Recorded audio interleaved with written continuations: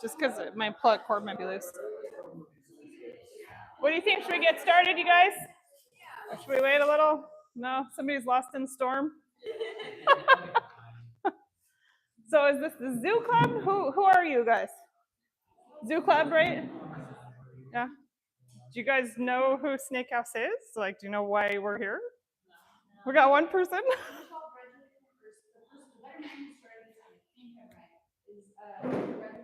Yeah, yeah.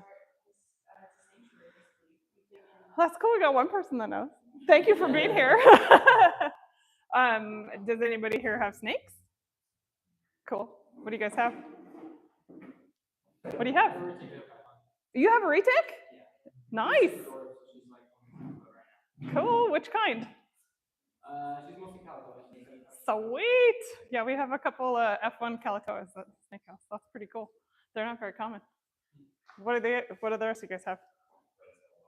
Yeah. Cool. Those are all good choices. Yeah, cool. Well, I have to turn the lights off because this obviously you can't see with the lights on.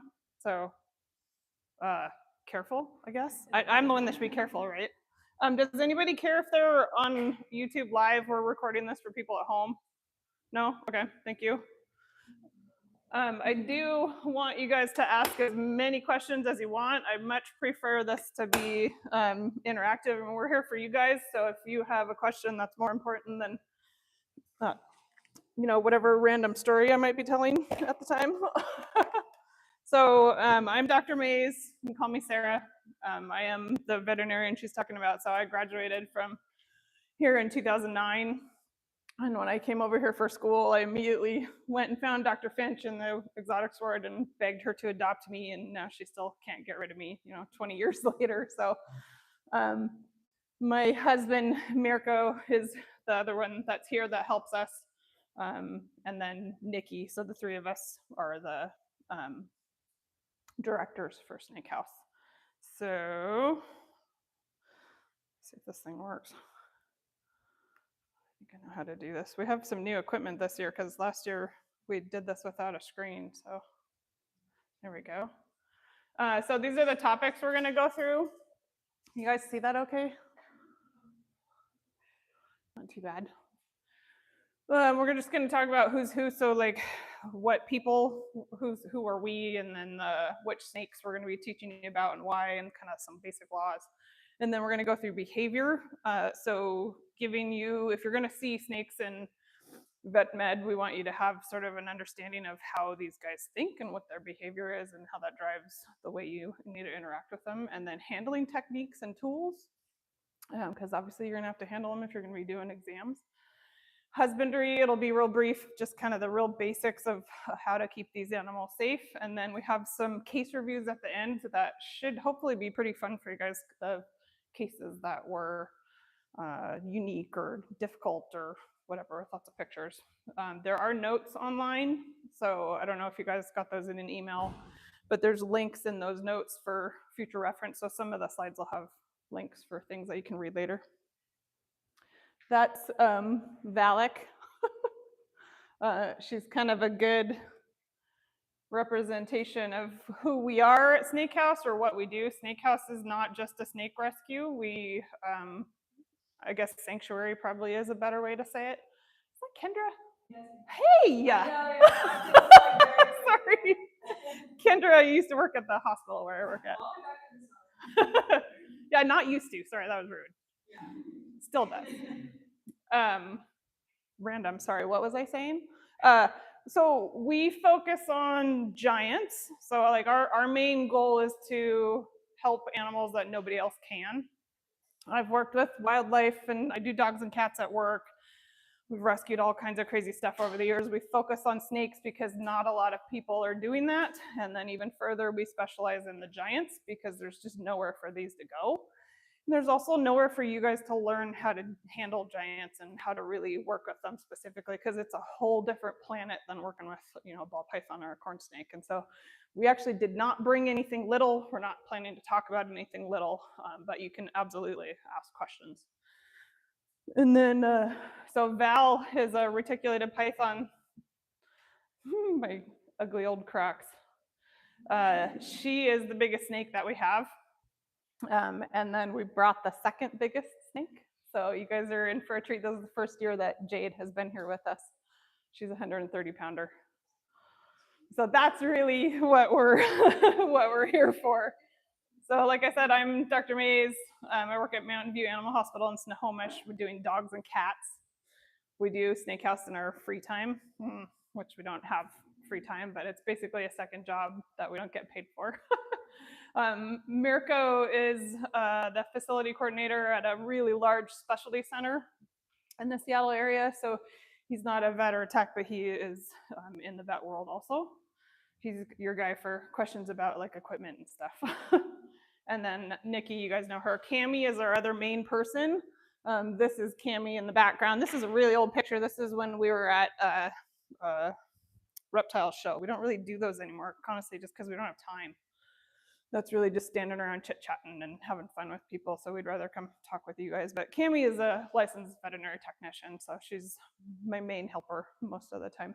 If we're doing exams or procedures or anything, Cami's the one that's helping. We are fully registered nonprofit and a public charity. Okay, so again, giants. We don't just take in anybody. I say no almost every week. This really sucks, actually. I say no to surrender requests for ball pythons and boas and corn snakes almost every week because we don't have space. We save our space for these guys. This is Mara. She's nowhere near our biggest snake. This enclosure behind her, this is in the large python room. This set of enclosures, they go behind these other ones. That's a 12-foot wide enclosure. I always forget, how tall are they, Mirko? That's like 9 feet tall, maybe, the set of enclosures. So when I say giant, I mean giant, right? I can often be found lounging on the large python room floor with my feet up. That's me laying on the floor again. We also do medical or behavioral. So we also will say yes to an animal if they need special veterinary care because we have vets on staff and an LVT. We can take in stuff that other rescues really can't deal with. There are a couple of slides in here that have this heart, yellow heart on it on the image just at first, just to give you a second to say, okay, we're going to see something gross here. You guys are vet students. Holy moly, I sure hope you can handle that. But I always figure I should warn you first. Our last lecture was for a bunch of police officers, but I give them the courtesy too to say, here you go, wait a sec. So that top one, this is Grim. Did anybody follow any of our Facebook stories? Probably not, you guys don't know who we are really. There's a pretty big write-up on this snake. This is a red-tailed boa or a common boa. It's probably the worst neglect case we've ever seen. And it ended up being a really interesting case. It ended up being most likely a genetic defect in how their skin attaches to their sub-Q. And so he ultimately was euthanized after 2 or 3 years of treatment. So we were able to get a lot of data and labs and histopath and all kinds of stuff. So that's a pretty cool case if you go on our website or if you email me if you want to read about it, you sure can. And then this is an example of a, oh, you can actually see that. That's actually a tumor in a boa's mouth on the bottom there. There you go. That's blurry. So that's another common boa that was surrendered by the owner, not even knowing that she had a health issue. She just was too big and she was moving, like everybody else's story, didn't want her. But this is a good reminder to say, don't forget to look in the mouth. Our exam always ends with opening the mouth and looking, and she had a huge tumor in her mouth, like this big. And so that's us at surgery removing it. She also did not survive, but she's a great example of who we want to take in because she was in the right place to survive if she didn't have such a severe cancer. And then behavioral, that's Val again. Behavioral are going to be the ones that really are a little bit dangerous to handle, or they're difficult to clean or work with just because they're so scared. That's pretty classic with retics and like blood pythons and whatnot. This is another good size picture too. These are 4 by 2 foot enclosures that she's next to. So she makes a 4-foot enclosure look like a little hamster cage. And that's actually several years old. That's probably, I don't know, that picture is probably 4 or 5 years old now. She's actually way bigger. Any questions, you guys? The bigger ones don't tend to live as long, but the ball pythons have been recorded in their 40s. That's a really good question, and it's a really important one because we were the guy that was here early. We were talking about this, where you get a snake when you're in high school or something, and then you go to college and you don't want it after 5 years. Or who's going to take that snake for the next 35 years? Obviously, most of them don't live that long, but you know, a boa, a big boa like the ones we have here, they should live to be in their 30s. The retics, they should have that potential too. Most of them don't make it that long. Most of the snakes don't live that long because we don't have the ability to care for them well enough to reach that potential. But that's kind of a sad topic all in itself, right? And they don't tell you that at the pet stores. You go and get a dog, it's going to live 10, maybe 12 years if you're lucky. It's because they're going to live 3 times that long. Surgery, so Snake House West, where we're located at in Snohomish, we have a over 2,000 square foot building. We have a surgery suite, we have an ICU, we have a separate separate boa room, separate python room. So we have a pretty big facility. We are working towards starting internships actually for vet students eventually. It's going to take us a while, but we have construction coming up, and so we're hopeful to start like a site program so that partnering maybe with one of the other exotics place to give you guys somewhere to go to really get hands-on handling with these guys, learning how to feed them and all that kind of stuff. So hopefully that's coming in the future. This is, I love this picture. That's Bran. He's a retic. I love this picture because it shows our heated table. So that's 12 feet of heated table. So if you're going to anesthetize a snake that's, you know, 10 feet long, 12 feet long, 20 feet long, how are you going to heat that animal? They don't process anesthesia or medications. You know, they don't do all their metabolic functions if they're cold. And if you're only heating this much of a 20-foot long animal, it's not going to go well. And that's why a lot of these guys don't do well under anesthesia, or they take days and days and days to wake up. This is just a cool case of, this is another retic. That's the Kalatoa. That's one of the, she's 18, I think, 19. She had a degloving injury on her neck. And I just love this story because it really shows how good they heal. They're so amazing at healing and dealing with injuries. This neck wound, this is the edge of her jaw here. This is her neck. You can see how big my hand is. So I mean, this is like a section like this big that was fully degloved all the way to the muscle, like pulling down a tube sock. And that's like 2 weeks later. Wow. So don't be afraid to try. I mean, like if you have somebody that can help you handle them and have an owner that is reasonably able to give injections and treat them, like heck yeah, they can heal from pretty amazing stuff. We put it all kind of back together and sort of tacked some things down and cleaned it, but their ability to shed is incredible. That, you know, you're literally growing new skin over and over and over. So don't give up on these guys. They are amazing at healing. Okay, common pet snakes. So there's a ton of different snakes out there, right, that people have, especially now they're getting more popular. So more and more people have them these days. And some of the snakes that are less, you guys gotta tell me when you can't see the slide. Is it just me or is it moving? I quit blowing on it. We can't possibly cover everybody, right? But so these are just the really common ones. So you've got the colubrids or the corn snakes. There's a whole bunch of colubrids out there. Ball pythons are the most common one. We joke and say those are the labs of the snake world. They're fantastic, honestly, but they live for 45 years.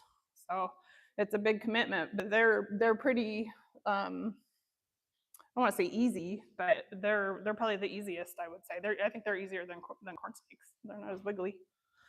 And then carpets and blood pythons are less common. Do you guys know carpets and bloods? They're pretty cool, actually. The bloods are terrible. They're,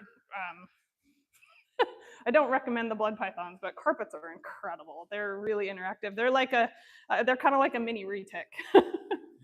And then the giants, what we do, so what we would consider the giants are these four. So do you guys, who's the longest snake in the world? Just shout it out. The retic, yeah. Retic is the longest. Those are the ones that are going to be 20 feet long or maybe more. Don't believe people when they say they're 30 feet long. It's not real. You'll see when Jade comes out because you guys are going to get to touch and handle and pick all these guys up. You'll see what I mean. She's 20 feet long. Who's the heaviest? Yeah, the anaconda. Everybody forgets about the anacondas. They're the heaviest because they're a water snake, right? So the water supports their weight. So they potentially are going to be heavier than a retic. The retics are going to be long string beans. String bean, 130 pounds, right? But you know what I mean. Where an anaconda might be 300 pounds. That's just because of the water. And then the berms are second in both categories. So they're going to be pretty big. They're going to be really heavy. They're going to be pretty long, but they don't reach the weight of the anacondas or the length of the retics as much. This is our biggest berm. You guys will get to see what a really heavy, big berm feels like. Venomous, I always put out in all of our lectures, are snakes poisonous? I love that you guys knew that. Thank God. Poison is ingested, venom is injected. There are poisonous snakes. I think there's like maybe one or two, but they're very rare, and it's because of what they eat. Everybody that takes any of our classes leaves here educated on what venomous is, and snakes are not poisonous. So you can share that with people and help people understand the difference. The rear fang and the front fang are pretty important. So the front fang are the vipers with the the cobras, the big fangs in the front. Rear fang are the ones monitor lizards are like rear fang. So in the back teeth they have a groove. They have to kind of chew on you to get the venom to go down the groove. Those are legal, except for the boom slang. Did you guys know that the garter snake is venomous? Isn't that cool? But it's no big deal. Garter snake's not gonna chew on your knuckle, with their molars. So they don't have molars, but you know what I mean. The front fangs are all illegal, and this is Washington I'm talking about. The laws are different in different states, so we're not covering those, but it's just a quick little snippet to say you may need to know kind of the difference of those. These are the laws for Washington. So like I said, the colubrids have the rear fangs in them. The only one that's illegal is the boom slang. They have really serious venom. These are all the cobras, mambas. Those are all the front fang ones. Vipers, rattlesnakes. So those guys are illegal. And then in most cities, you do have size restrictions. So like in downtown Seattle, 8 feet is the limit. So that is kind of important for you guys to know when you're going to be the vet that's seeing these guys. You need to know if an animal is illegal, if it's venomous, or you're going to be asking the right questions for those owners. What state are they coming to you from? And that's actually a unique issue here in this specific location because people come from Idaho and Washington both. And Idaho doesn't have the same laws as Washington. So that's a pretty important distinction that not a lot of people are gonna know. Questions? Yeah. If somebody had an illegal snake, would you just inform them that it was legal and still see it, or would you push them away not to treat it? How would you deal with that? I'm not going to treat venomous. I guess that's snake. So that's a double. There's two questions there. So one is, and they're both important. Is like you guys do need to decide for yourself: are you going to be handling and treating venomous animals? Right? And if you do, then yeah, you need to decide how are you going to handle that when that happens. So if you move to a different state, you're going to need to look up these laws and figure out what is legal and what's not. Know who your local authorities are for who to reach out to for help when that does happen. What I always do, we actually teach for police academy and for animal control, so we're the ones that teach animal control who these are. And it's really shown that they really need, animal control needs help. They're underfunded. There are not a lot of laws around these guys. So there are people that have illegal animals and they get away with it for a long, long time. And it's a kind of a gray zone, I think, because what's going to happen to that animal? If you call animal control and report an illegal animal, what's going to happen to it? It's going to get confiscated and it's going to go to a shelter where it's a danger to the people that are handling it. It's like, it depends on your owner, I think. So my first thing is always to say, hey, where do you live? Do you know what this is? And do you know what the laws are? A lot of people just don't even know. So I always start first with education. And what animal control officers have told me time and time again from multiple locations is that if somebody reaches out and says, hey, I just found out that I got stuck with this illegal snake, I don't know what to do, they don't get in trouble. They'll help you figure it out, and they'll, you're not going to be in trouble unless you're trying to hide it. And so that's that first step to say, hey, do the right thing, find out, what your laws are, or do you need help, that kind of stuff. And usually that's as far as you need to take it. Did I answer your question? Yeah. I'm like, wait. Yeah. So what is an owner, like, don't they sell these snakes in Manchester because the ones get too long? Like, what is an owner supposed to do once it gets 8 feet? What a great question. Don't buy it. Well, yes, don't buy it, that's like an education. I so love that you asked that. That's fan-freaking-tastic. That's like the best question ever. That's our whole point of why we're doing this, is to say, like, know what these are, educate your people so that, like, when you see a baby retic that's 5 feet long, instead of baby, that's 5 feet long. We have one that's like this big around and she's 9 feet long. To say, hey, where do you live? Do you know that you can't have this animal? Yeah, because there isn't anywhere for him to go. So do you have special permits in order to have that? So where we live and where Snake House is, we don't need them. So we are in Snohomish County, unincorporated. And then there's different laws in Snohomish County, and then there's different laws in each city, and each city is different, each county is different. And so it's really just a matter of I always tell everybody, it starts with questions, just ask the questions. Where do you live? Do you know what the laws are?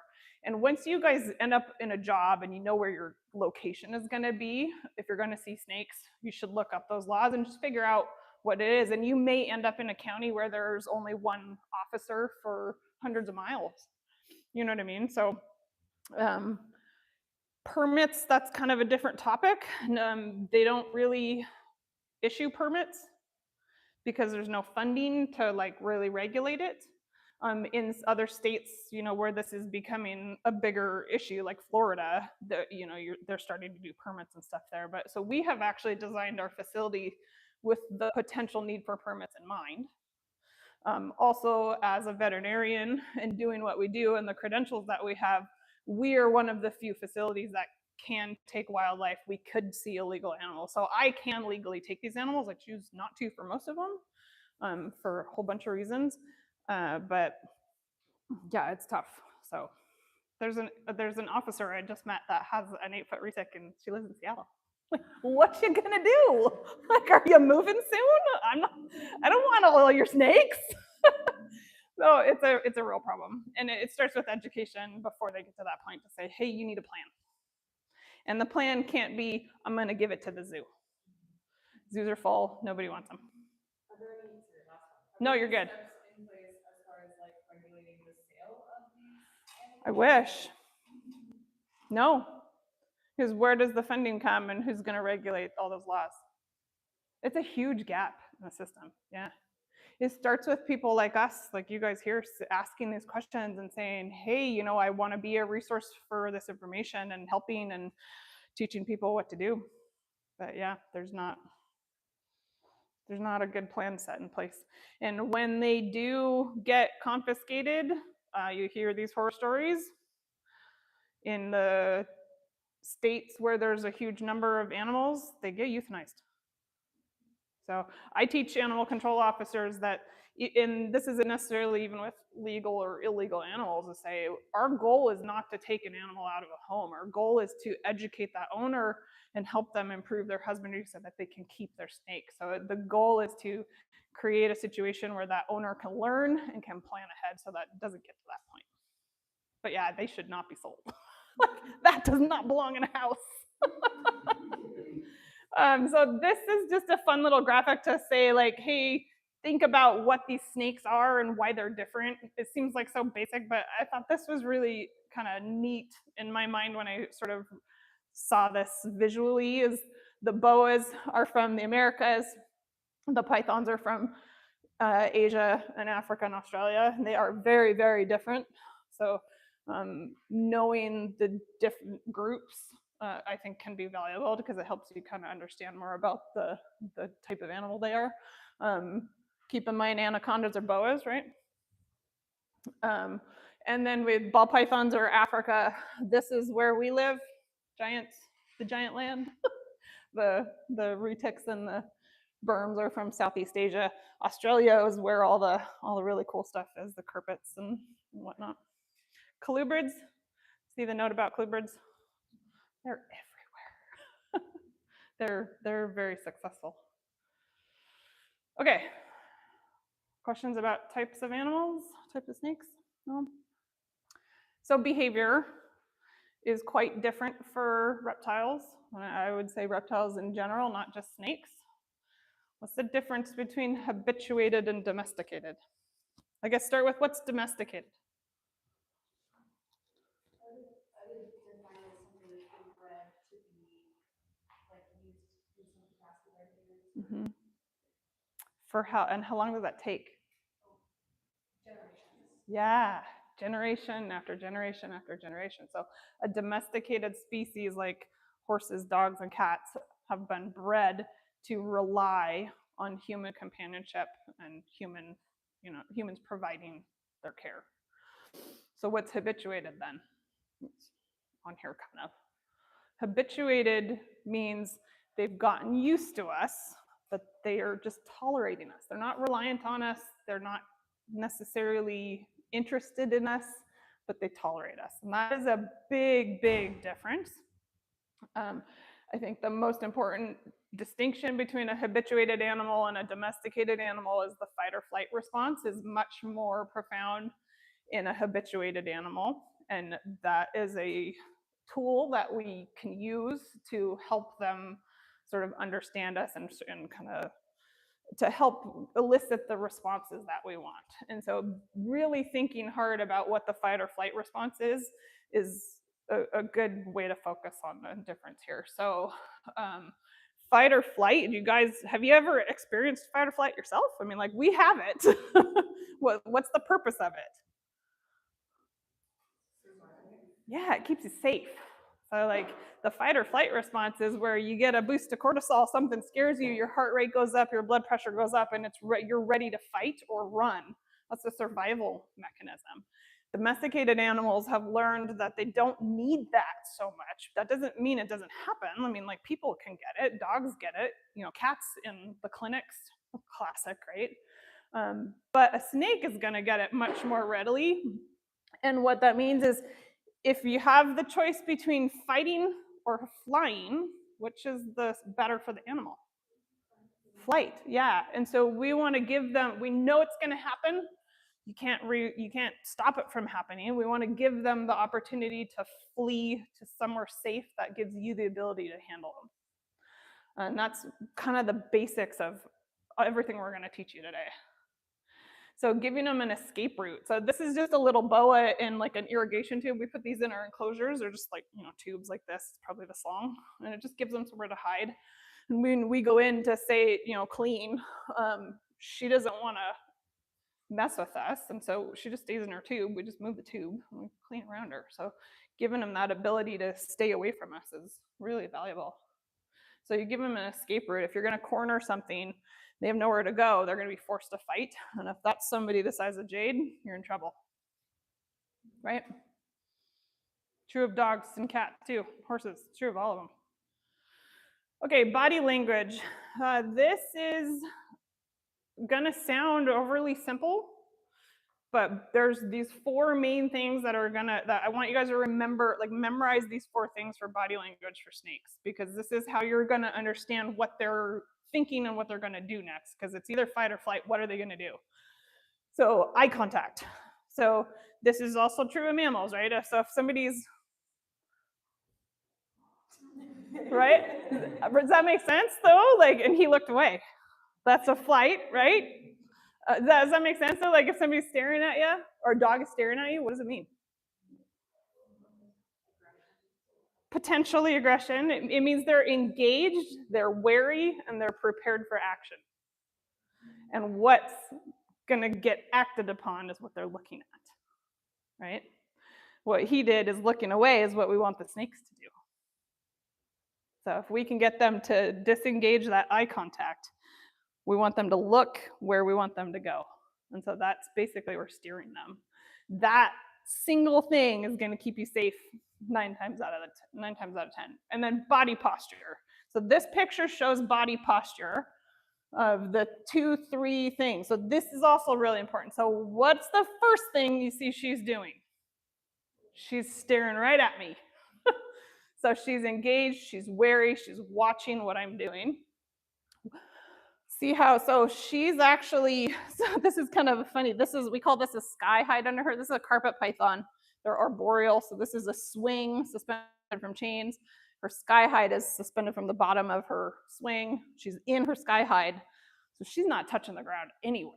So she's elevated up off the ground, because if she's laying on the ground, what's the ground gonna do? It's gonna slow you down. So if you're dragging yourself, think like you're running versus your army crawling on the ground, you gotta drag yourself.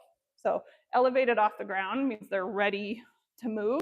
And then this is the locked and loaded position, I call it. So the S. So she's got 1, 2, 3 coils ready to launch. Make sense? And then, so that's the first 2 steps is like, and when we get these guys out, after we're done talking, we're gonna go through these and you're gonna, with every single one of them, we're gonna say, what do you see, what do you see, what do you see, what do you see? And we'll teach you how to break the behavior. The second thing is now you're asking them to fight or flight. So if they're moving towards you, it's the same thing as looking, they're moving towards you, you're in the line of fire. Step to the side. Give them somewhere to go. So get out of their way. We also will use a hook to steer them away. But so if they're coming towards you, they're engaging, they're looking at you, you're in the line of fire. If they're moving away, you're okay to touch most of the time, unless it's an anaconda. Anacondas tend to do a side bite. Like they'll be moseying around and they'll chomp. So annies are different, but most of the time, you'll see, you start with this, and then you say, you get them moving. Once they're moving away, if they're coming at you, just get out of the way, step to the side. You'll see us do this with these snakes today. And then what's the tongue flick? Are they tasting there? What are they doing? It's smell, right? So you know the stinky face in cats? The stinky face? Or phlegm in horses? Yeah, so this is kind of the same thing. So the vomeral nasal organ is in the roof of the mouth. The tongue flick is they're tasting the air. That doesn't mean they're gonna bite. That just means they're learning about their environment. And so if you smell like food, then they might want ya. But if you don't smell like food, they're gonna be like, oh, that's a well-trained snake is gonna be like, and a lizard too, they're gonna be like, oh, you smell like my human. And they're gonna be like, you're boring.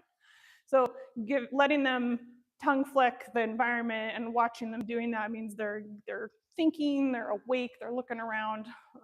Tells you that they're interested. Make sense? I kind of giggle at this slide every time. I probably shouldn't, but.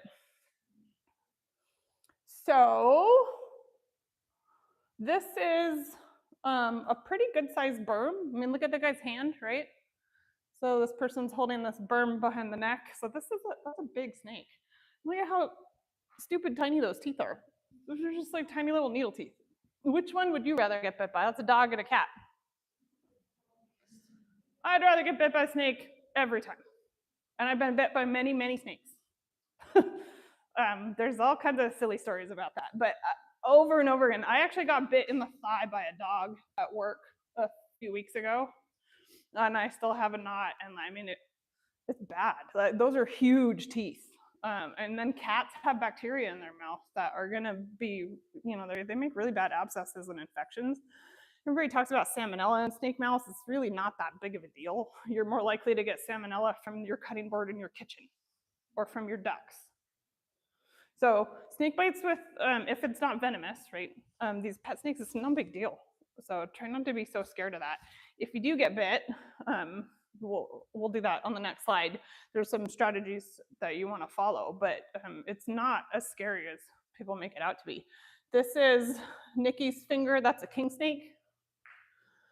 This is her daughter-in-law. That's a ball python. And that's Mirko's elbow. That's a 15-foot Burmese python. And that's a food bite. I got to tell this little story really quick. I didn't know where, I was like, I haven't seen Mirko in a while. I wonder what he's doing. And then I heard this little squeak sound, and I looked down into the python room, and Cami, our tech, was holding Mirko, and I couldn't see Mirko, and the door to the snake cage was, I was like, what is happening? And so he had a snake attached to his elbow. And I mean, it took us, I don't know, 5 minutes to get him off. I mean, it was a bad bite, but that's all it was. Like, no big deal. This is my hand from a pretty good sized reticulated python. And you can see all the bruising, but it's not that big a deal.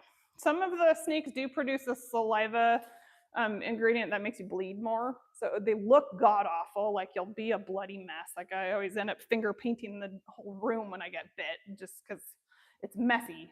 But it's not that severe of a wound. 6 P's preparation prevents.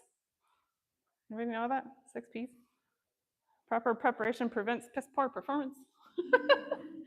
So wash your hands, don't smell like food. We use a hook. We're going to teach you guys how to do that today because they are going to fight or flight, right? You need to give them a second to think. You need to let them tongue flick, and what they tongue flick needs to not smell like food. So if anybody ate a cheeseburger before they came here, I'm going to tell you to wash your hands before we start handling. This girl, there's a chicken here because her nickname is Little Chicken. I got bit by her really badly because I had eaten some rotisserie chicken and I didn't wash my hand. Her real name is Fable. But Little Chicken, don't be like me, wash your hands. And then adjusting for their behavioral needs, right? That comes back to the fight or flight thing. So if you're getting bit, that means you did something wrong. It means you pushed them into a corner and you forced them to fight, or you smell like food. And then giving them somewhere to run away and hide, and then hands-off capture is possible. They want to hide. If you can just direct them into something that's small, you can pick them up in a box. Remember, like the boa in the tube? So you don't always have to handle them. So there are 3 different types of bites. A defense bite is that fight or flight where they haven't seen an opportunity to run away, and those are going to be bites where they just hit you and let go. They just hit and let go. They're just scared. They're saying, get away from me. Oh my God, you're scaring me. That's the most common bite you're going to get. And if that happens, it means you were going too fast and you weren't watching the behavioral cues and you weren't giving them somewhere to hide. That just means you need to back off and reevaluate how you're handling the animal. A food bite is different. That's what Little Chicken did and what Mirko got from the berm. And that's where they bite and hang on. So these guys are constrictors, so they use their mouth to hold on to their food while it stops breathing because they're squeezing it. And so if you're mistaken by food, it can be hard to get them off. And what we use is hand sanitizer. There's a whole bunch of tricks online about what some people say run water over their head. I saw one video where they say bite the tail. I tried it, it doesn't work. It doesn't work, I've tried it. Hand sanitizer works. You basically just squirt it in their mouth, and then they'll be like, wow, and they spit you out. The most important thing about these bites is that you don't pull back. So you saw how little those teeth were. They're teeny tiny little needle teeth. They also shed their teeth pretty easily, and they break off really easily. I have a really hard time with this because I'm super jumpy. It drives me nuts, but like I jump all the time. And so talking to yourself, kind of your inner monologue ahead of time to say, stay calm, steady hands. If you get bit, just take it. Just stand there. Like, oops, okay, I have a snake on me. Just wait for help. Because if you jump back, I actually have a tooth in my finger now, and I've had to have surgery to have them removed before because I'm jumpy. Don't be like me. But that's the fight or flight response, right? Is like, it is hard to turn that off. And so think about that ahead of time. Prepare yourself to say, okay, if it's going to happen, it's okay. It's not venomous. Just take the bite and slow down and think. Being constrictors, they are stronger from the front back. So unwind them from the tail. I don't think we brought any snakes that are going to do that. Maybe Fable might help us. Fable might hang on to somebody, but she's not big enough for it to really be helpful. But if you have a really big snake and that's doing a food bite and they're hanging on to you, olive pythons are really common to do this. If you're trying to pull the teeth off, you're going to break the teeth in your skin. That's really lame. I'd rather have them just chew on me for a while than leave a tooth in my hand. Because yes, I've done both. And have somebody else pull them off backwards. What does that mean, though? You need somebody else there to pull them off, right? Covering their head with a towel so they can't see can help, but ultimately, it's if you're handling a snake you don't know, especially a big one, know where your hand sanitizer is. So when we're feeding or cleaning these big guys at Snake House, every room has a hand sanitizer station. And if I'm doing stuff by myself, say Mirko's busy or something and I'm feeding the boas, I will have a bottle of hand sanitizer and hook on my ladder with me. Because if somebody does give you a food bite and they're anchored to their shelf, your hand sanitizer's over there, you're stuck. So safest thing to do is have your hand sanitizer close by. So fight mode, you're a retic guy. Do you know what fight mode is? You're good, because I hope you don't ever find out. But we do have a fight mode snake at our facility, a couple of them actually. One of our Calatoas, his nickname is Buzzsaw. Fight mode is most of the time going to be a big breeding male reticulated python. So it's pretty uncommon in boas. I don't think I'm ever going to see it in a boa or a berm. Maybe in carpet pythons. Fight mode is when they are misunderstanding you for a competitive male. So this is a male, breeding kind of a situation where they're fighting for access to a mate. Mirko struggles a little bit with some of our snakes because he's male and he's stronger and he's moving a little faster. And some of our cranky snakes, when he's pushing them into their enclosure to put them back, sometimes they think he's pushing them and they'll push back. Sometimes you gotta slow down or I'll step in. We do have some snakes that are me only kind of a thing. With his help. When you guys have time later, if you want to read these sheets, the one on the left is our handling levels. A level 5 is a Sarah only snake. And those are the ones that do fight mode or that kind of a thing. So fight mode means they're going to latch on to a competitor and they will purposely pull themselves back to cause a laceration. So we don't want to pull back, but some of these really awful breeding male retics will do that on purpose. What's the learning point there? Don't handle a big breeding male retic if you don't know it and if you don't have backup. So that's like top level. You need to know what you're doing if you're going to handle that. So if you do have an appointment that's on the books and it's a client that is breeding retics or something, you need to get to know your clients and you need to know that that owner can handle the snake and help you and that they know the personalities. I wanted to find the video, but the snake that we have, she's not huge. I mean, she's probably like Fable size in the middle there, but she will literally chase you across the room. It's actually he. I keep saying she. Nikki gave her to us a couple years ago. Thanks, Nikki. But where else is she going to go, right? That's who we take. We take the ones that are like that, but she literally will chase you. So very rare. I don't want to scare you, but it does happen. And so if you're in an exam room and you're going to have a big breeding male retic or something, you need to ask your client if, do you know what this is? Are they going to do this? And they're going to know. So it's very rare, but it does happen. That is no joke. Okay, tools.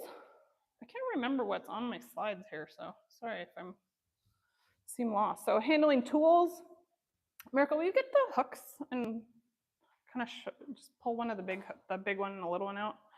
So the hook is your number one tool. And it's not for what most people think it's for. We don't use a hook to pick a snake up. It's mostly just for steering.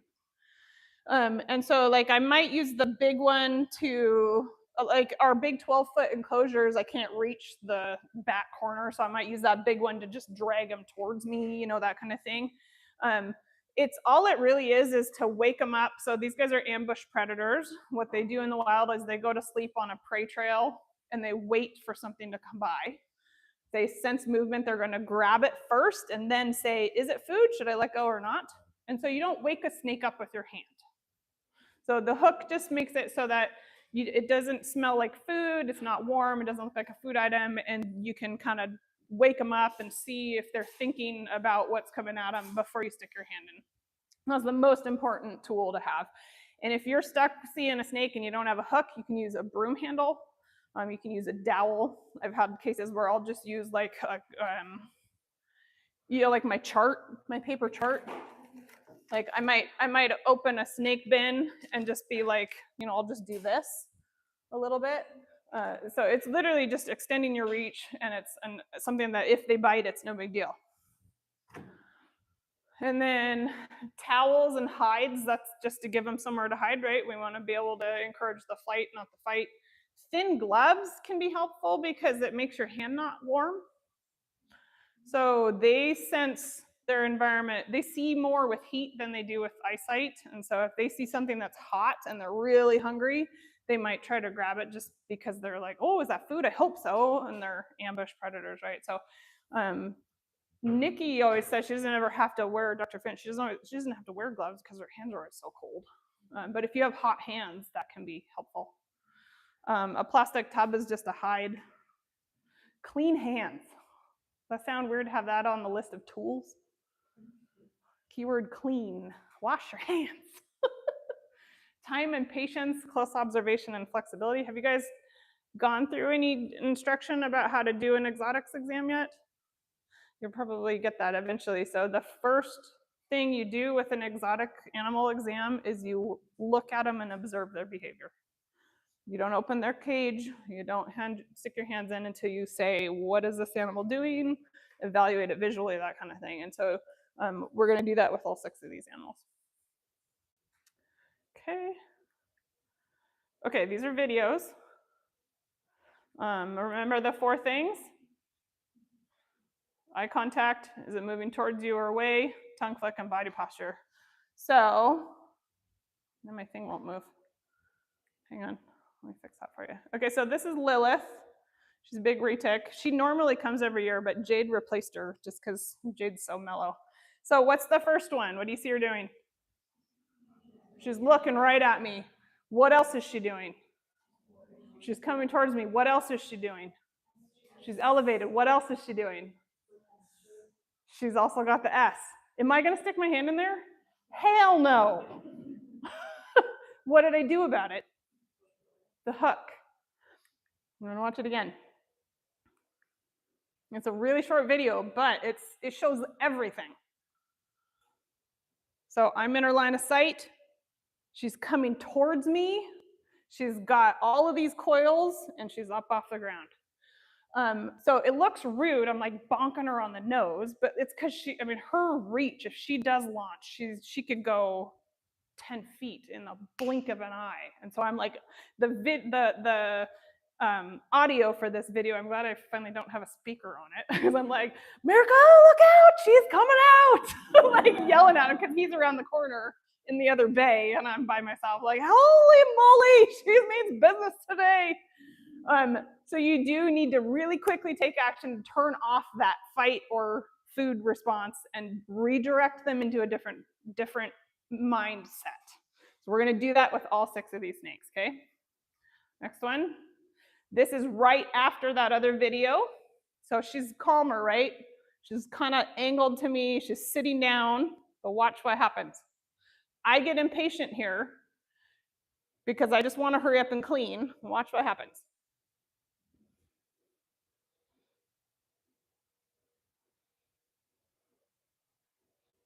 She saw a hot hand, right? It's like, ooh, there's something warm in here all of a sudden. Should I grab it? So this is what got Mirko bit by that berm on his elbow. So he did this part and like said hi to her, woke up the berm, and then stopped paying attention. And as soon as his hand went into clean, he realized the snake's food response hadn't been turned off yet. So back again. So what do I do after I go, oh God, when I jump back? What do I do to change this situation? Redirect. How? And you'll see. We've got 70 snakes to clean. I'm like, come on, let me in here to clean. Don't ever rush with these guys. Woo, oh God. So again, touching her means like a prey animal's not going to come up and touch him in the chin. So that right away says, no, this is food, calm down. And then now what is she doing? No, wait for it. See, now she's not looking, she's moving away. Now you go in. Does that make sense? So it seems like such a simple distinction, but they're coming at ya. Wait till they look away and keep bugging them until they start moving away. Sometimes they'll still come back, but you got to take the time to watch what they're doing and remember those 4 things. This is a video that shows me doing an injection without restraint. So again, the hook is to wake her up. I can see that she's awake. I'm actually using my hand to give her somewhere that she feels like she's hiding. We don't restrain these guys for a lot of what we do. This is a pretty big boa. I mean, she's probably like a 9 or 10 foot boa, and like they're actually quite a bit easier to work with than you think. So giving an injection, we use 24 gauge, and I don't even have it in this video. We use 24 gauge butterflies. You guys know what those are? That have the longer thing. And because for the one, and this is a good boa, for the ones that are really cantankerous and difficult, I will go in, I'll do that first part, and I'll just like boink, stab them really quick. And then I've got like this extra room with my syringe, so I can kind of chase them around. So the hook is a communication tool. It's not it's not a mechanical tool, I guess is what I want to say. If you're doing venomous, that's different because you have the tongs and stuff. But in our case, it's for communication. So you're turning off that ambush predator thing. You're giving them a second to wake up and think about what's around them. Say, no, it's not food. It's time to be handled. Breaks that food drive. And then we use it for training. So I call it applied behavioral pressure. It's kind of like how people train horses, where if anybody's worked with horses, where you're applying a specific pressure that gets a response that you need. As soon as that response starts to happen, you remove the pressure. And so the hook, like when I'm bonking Lilith in the chin, I'm having to do it quickly, but the second I touch her and she turns away, I'm not going to keep smacking her because she's turning away. She's doing what I want. So you have to pay attention to say, what is my behavior causing the animal to do? And is it what I want them to do? And if it's not, you need to change the way you're handling them and pay attention to how they're responding to you so that you can adjust it. These snakes will learn to go into a hide when we tell them. With the big guys, we invite them out of their enclosure and they go around the building. They go back when we ask them to. If they're crabby like Val and don't want to come out, they'll move to the other side of the enclosure for us and we'll clean around them and then they'll move back. So they're actually really smart. And you just have to be really focused on the specific behaviors that they're doing in response to how you are moving. Do you know what positive thigmotaxis is? Do you guys know Temple Grandin? What's she famous for designing? Yeah, it's squeeze shoot. That's positive thigmotaxis. So Temple Grandin was autistic, and she discovered for her own benefit that her anxiety calmed when she had pressure on her. So what was it? Her hug machine, I think is what she created. She discovered the squeeze shoot did the same thing for cattle. That's what the thunder shirt does for dogs. And so positive thigmotaxis means if you feel pressure on your body, you get a positive calming effect from it. And snakes have this. That's why they like hides. So a hide is not a visual hide. It's a pressure thing. And so if you have a scared snake that needs somewhere to go, give them something small. If it's a ball python, give them a cereal box, a cracker box, like something little, so that when they go in there, they can feel all the sides on their body and they know they're safe. I always joke and say, like Jade here, if you're 20 feet long, your head is at that door and your tail's over here, how do you know your tail is safe? They know they're safe by curling in a ball in a little cave and they can feel pressure on their body. And so that's why the hides work. And that's how you give them somewhere to fly to that makes it so you can handle them. Because then you pick up the hide, you walk around with them in the hide. Feeding bin. This is Dr. Finch says this isn't as common anymore. When I was in school here, it was really common for people to bring their animal to the hospital in the only bin that they had, and it was a food bin, which was just a mess for us trying to, so then they're smelling food. So it is worth, if a client brings a snake in a bin to you, it's worth asking them, is this a food bin or not? So most people are now bringing them in on a pillowcase instead. So again, transportation tub. This is a big, huge retic. This is a long video. We're not going to watch the whole thing. But so if they're hiding, that means they're seeking safety, right? That means potentially they're scared, and you need to respect that. So you don't just rush in there and rip them out of their hide. You want to give them a second, wake up, look around, let them decide that they're safe. And if they decide that they're not safe, that means you're doing something wrong, right? So it's all about giving them time. And so again, the hook, I'm just saying, hey, wake up, look around. I'm not gonna play this whole thing. And like here, I say ask them to cooperate, right? Because we're redirecting them and we're gonna wait until they do so. Or depending on how well you know the snake, sometimes you can push them a little harder, but see how I'm just kind of gently just saying, no, no, no, wake up, I am serious, you need to move. Once she, eventually, she finally turns this way and then starts wandering off the other direction, and that's when I reach in and pick up. Again, what do gloves do? Yeah, are they for protection? No, no, no, because we're not talking about big, thick leather gloves. So teeth aren't that big of a deal. So if you have a big leather glove on, you can't feel what you're doing. It's really just to keep your hands from being hot. And a towel is basically a hide. Okay. I think that's the last slide. Oh, no, it's not. So size does matter. Well, that sounds silly, but for these big guys, it really is important to think about if you are physically able to restrain this animal and control it. Most of what we do when working with these guys, we don't restrain them at all. We just kind of keep up with them and follow them around, and we make sure that they feel like they have somewhere to go. Dr. Finch and I kind of laugh and argue about this every year. We follow the 6-foot rule at Snake House. She follows the 3-foot rule. So for every 6 feet of snake, you need another person. Unless you're doing an exam and you're being really rude, you should have a person for every 3 feet. So I usually say start with 6 feet, you're good. If you're doing an exam and it's a snake that you don't know, every 3 feet, add another person. At Snake House, we're really just kind of cleaning their enclosures and moving them around. And to be honest, I mean, she's gonna yell at me for this. Even when we're not gonna sneak out for anesthesia or doing injections, we don't have that many people. We just don't have it, but it's because we train them the way that we do and we handle them the way that we do. So we get away with a lot more than you think would be possible. No animal likes the head touched or the tail. Dogs, cats are the same way. So you don't go up to a dog and pat them on the forehead. You say hi by touching their chest or their side, right? So snakes are the same. So with a big snake, when they come out, people want to go like straight to their face.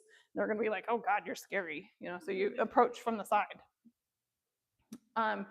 With the giants, you have to be strong. Like if you're going to pick up a 100-pound snake, you got to pick them up. Like if they're off and running, that means you've done the right thing. You've gotten the flight response. But you sure as hell better be able to keep up with them and control where they're going. And so you're going to see that. We'll start with the little guys. Little, I mean 8-footers. And then you get to end with the 2 big ones, and you'll see what I mean. So gentle in that if we're squeezing them really hard, they're going to be scared. But you got to be really strong. And if you're gonna handle these guys, do it with purpose. Do you know what I mean by snake scarf? Yeah, don't do it. Even with a little guy. I saw a video a while back of somebody doing like a lecture, and they had a small retic on their neck, and they freaking passed out. Like, oh, they just fell over because your blood to your brain is in your neck. It doesn't take that much force to close that down. And so don't do it. Just don't ever do it. We teach the one shoulder technique where we'll hitch them up on one shoulder and then we teach them to go around your waist. Or these really big ones, we just drag them. So we'll try to teach you that when we have them out, where we'll say if it's going on on both shoulders, we'll say, nope, throw them off one shoulder. You only want it on one.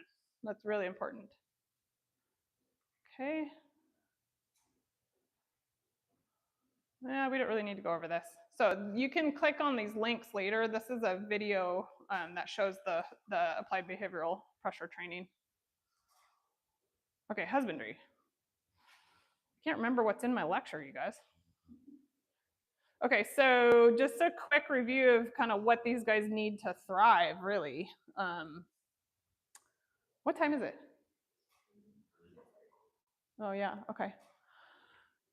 So enclosures, size is a pretty important topic, and there's a lot of misunderstanding of like what they need and how to decide what's good enough.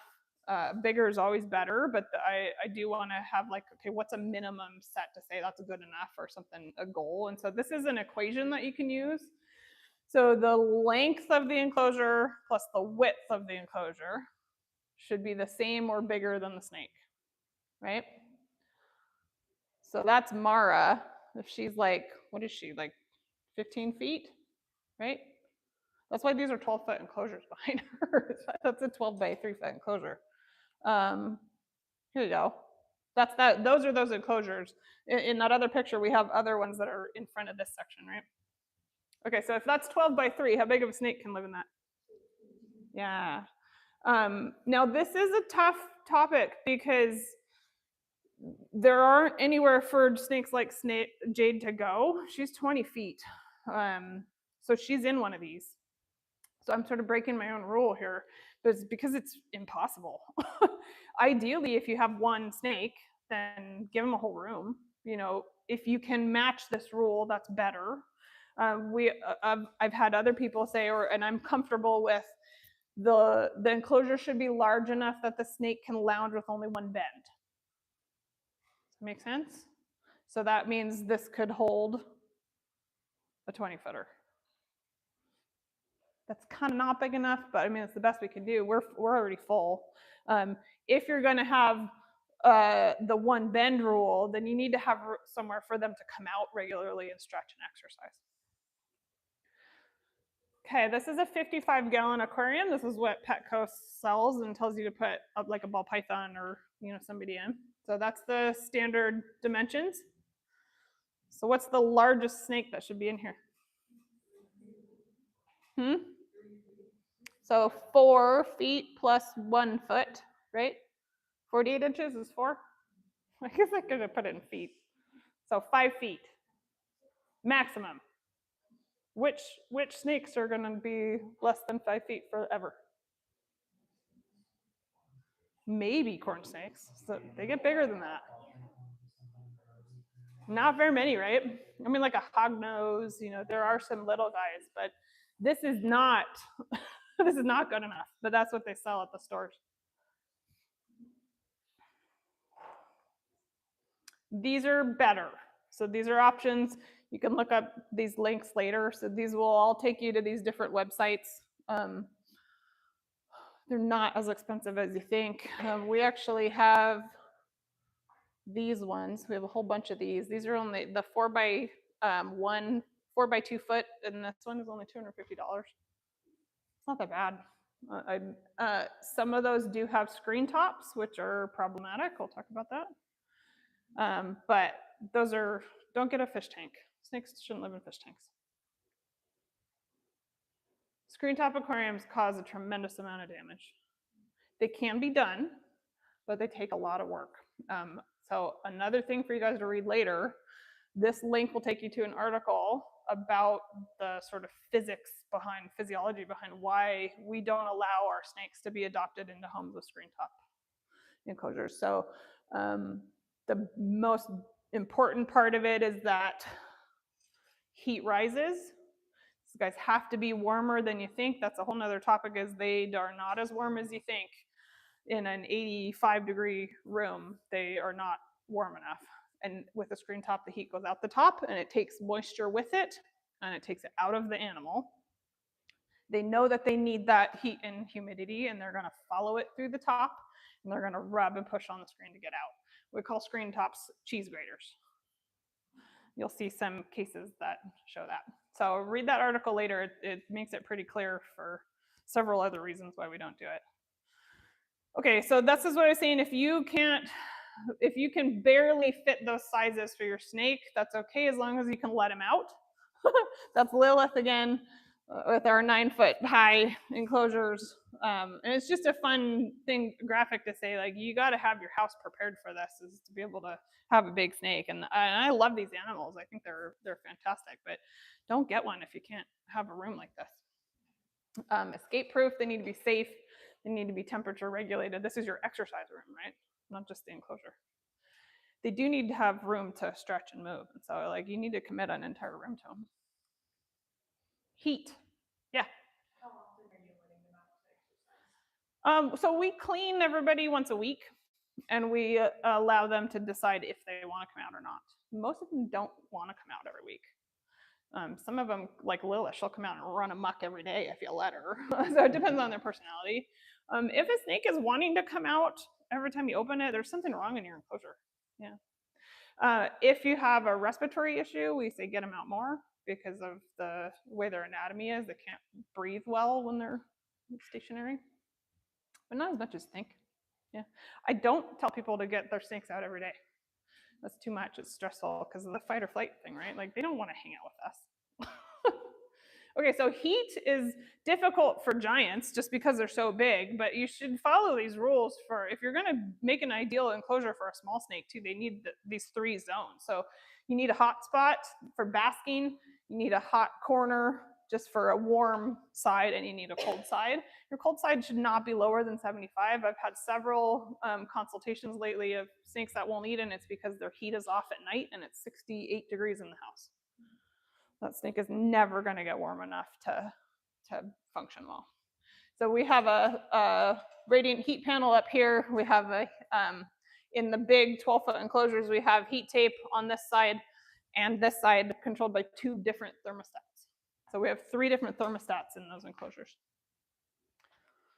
Also notice that's a Burmese python. Yes, they do climb.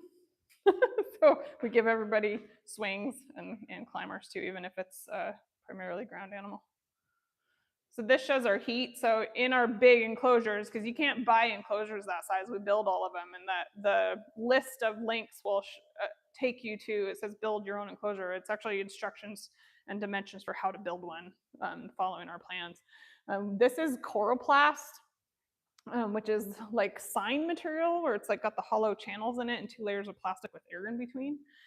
So we put our heat tape inside an enclosure, and then we put coroplast over it because they will burn themselves. And so you do need to have a buffer, but if your heat is on the outside of the enclosure, the snake's never going to get warm enough. And so really working hard and being detailed in how to get these animals warm enough is really critically important. And if you guys start to see snakes when you're in your career and you need help learning more of this, you can always email me. But it's always going to be hot spot, heated warm side, heated cold side. And it's not good enough if you don't have those 3 things. Water for giants is tough. And I've seen even with little guys, like, people don't even give a ball python a swimming tub. Like, they need to be able to swim and actually soak their whole body. It's not just drinking water. Giants are tough because this is Val. These are the big, like, 3-foot cement tubs, and she breaks them all the time. So there's no excuse for having a big snake like this without water to soak in. If you're going to have that animal, you got to provide that, and your clients need to have that too. You're going to see lots of dehydrated animals if they don't have that. And how do you clean that water, right? So we have shop vacs that we clean it because you can't pick it up. That's a yellow anaconda. And these supplies don't have to be fancy reptile stuff. Like, don't go to Petco and get a fish tank. Just go to Home Depot and get a plastic storage tub. It's, 1/10 of the cost. But so this functions as a soaking tub and a hide both. And notice what's all this hanging out of it. Yeah, so he needs that water to shed. They all do. This is what our anacondas live in. So that's 8 by 4 foot. This is this is a frag tank. So this is water below. So this whole enclosure is for the anaconda. And they need water. Food for giants is a big deal. So also with boas and ball pythons, I mean, we don't feed live. We always feed frozen. You'll see some cases for that. But if you're going to have a big retic or a berm in some of the boas, you better be prepared for some pretty gross food. And you got to have an extra hand when you feed them.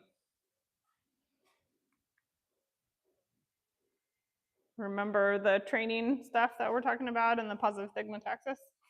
Just because it's a big snake doesn't mean it's not going to use a hide. We don't have hides in jades here or herds just because the enclosure is so small that it kind of acts like a hide for them. But notice we do have them in the little guys, even just for travel. Okay, case reviews. Any questions about husbandry or like handling behavior? I just don't know what what age are they when they stop growing? They don't. They never stop. Crazy, right? Yeah. They do slow down. So when a young snake is gonna grow more rapidly, and if you feed them well, they'll grow more. There is an extent, like a limit to that too. So like a power-fed retic will just pack on fat more, and then they won't grow as much. So like a retic will actually grow more if you feed them like we feed Jade every 8 weeks, like or less even. But they don't stop; they just slow down. So like the little guys, the babies will shed and eat every 2 weeks, kind of thing. But once you get to this side, it's every couple of months. But they still are growing. Yeah. I know ball pythons get really picky with feeding. Do the bigger guys get that picky? Usually because they're cold. We've never had a ball python fail our live food transfer or like food challenge when we fix the heat. I have several right now that I'm consulting on, and they're all starting to eat. So that comes back to, so yes, that does happen, but there's almost always a reason. It usually means they're too cold or breeding. Yeah. Do you have to worry about humidity levels if you have a cold tub that they soak in? We do, but it's not as hard as you think. Well, so one is we live in Seattle, so humidity is always 55, which is perfect. How lucky are we? If you live in Arizona, it's harder, or Florida. But so remember the floor heat? If it's too dry, we move the water towards the hot side. If it's too wet, we move it towards the cold side. And so that's actually how you create your humidity. So we don't use substrate to do it. You'll read in the article about the screen tops why we don't do that. It causes all kinds of issues, but we don't have time for that. The water tub is going to evaporate, and you just control your humidity by reading your gauge and moving it hotter or colder so that it evaporates more slowly or more quickly. And then I do see a lot of people are really scared about airflow, and so they're like, okay, it's too humid, they need more airflow, and then they open the vents, and then they like can't control, and then it's not actually humid anymore. And humidity is water vapor suspended in the air. It's not the water in the cage, right? So less vents, and then just move it to hot or cold. That make sense? Kinda? Anything else? We're gonna just go over cases now. No? Okay. So these are gonna be ones that like I want you to be able to in practice say like recognize quickly and say, okay, here's what this is. So this is just body condition scoring, right? This is the same snake 1 year apart. So his name is Wraith. This sounds terrible, but I say it every time, is we talk about boas having head boob. We see the bumps. It's the masticatory muscles, and they'll put a little bit of fat in their head, just like dogs will. And then if you look here, he doesn't have anything. It's just like flat. He's a little bit dehydrated too. So that's a 1. He's a little fat there. That's probably a 6 out of 9. Dr. Finch did this on this picture because we had him on some Facebook group or something, and people were arguing with me that this wasn't a skinny snake. You guys are idiots. Oh my God. Nikki sent it back with that. I was like, oh, great graphic. I'm going to use that for my slides. There's lots of keyboard warriors out there on the Facebook groups that they don't know what they're talking about. Okay, so skin. Okay, so a lot of snakes will have burns and such from their enclosures not being Very awesome. So this is just an example of what a burn looks like. You can kind of see that. Is it blurry, you guys? I don't know, my eyes aren't very good. Maybe the screen isn't as good as a computer screen, but better than nothing. So if you look on this one, you can see it's kind of like red and kind of waxy almost looking. So that's kind of a fresher burn. Versus this is rub marks. So this is somebody that's been itchy or dry, something's not right in their environment and they've scratched their skin on something as they're moving around. This is something where you're going to want to say, okay, this is a husbandry issue, like our thermostat probe is in the wrong spot, or we don't have one, or we don't have the coroplast covering the heat, something like that. Versus this is, there's something wrong with the snake's behavior and skin health to make their skin more fragile. This is another rub spot here. See the scales missing? There's a laceration. So all of these guys need a change in their environment in some way or another. These are scars that are healed. So knowing what a scar looks like versus an active wound, you know, it's not actually as clear as you would think. So scars in snakes tend to be when they have been too cold or had trouble healing, they'll be kind of like rubbery almost. So like this is a full thickness burn that healed poorly. That is too. This is a really bad rub wound, but it's healed. So these guys are fine. This is Larry. That's a burn that we have. And so can you see this huge scar goes from here all the way down. So this wound was massive. His vertebrae were showing in that. I was like open this big. You could see the dorsal processes of his vertebrae. That is the first snake that we did. We have a heated water bath technique that you guys can read about later if you're interested in it. Somebody should do a senior paper on it. But we've done a few snakes on this now where we've discovered that they won't scar if they're warm enough. So again, most of our snakes are too cold. When they heal like this, it means they were too cold to grow their new skin quickly enough. This is an animal who had horrendous, massive wound. You almost can't even see the scar because we did our medicated heat or water baths and he's warm enough. Pretty amazing. That stripe on his neck used to be twice that wide. He lost his pattern. Okay, eyes. So which one of these three animals needs a vet visit?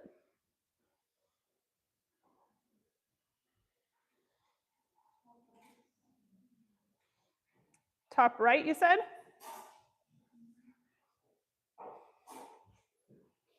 Anybody else? So when you're doing, they produce a fluid that goes between their new layer of skin and their old skin to separate it. And when the eyes have a contact lens, right, the spectacle, and the fluid between the new and the old spectacle makes it look blue.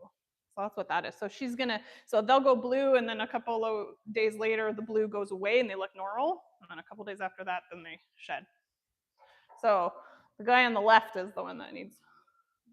And so this one, we ended up cutting a window in the spectacle to drain the abscess out through the eye, the spectacle, which is over the eye. That didn't work. We ended up having to do a fenestrate it and keep it open so it could drain over time, but ultimately it did heal. Okay, so the last one talked about symmetry. So what do you see with these guys?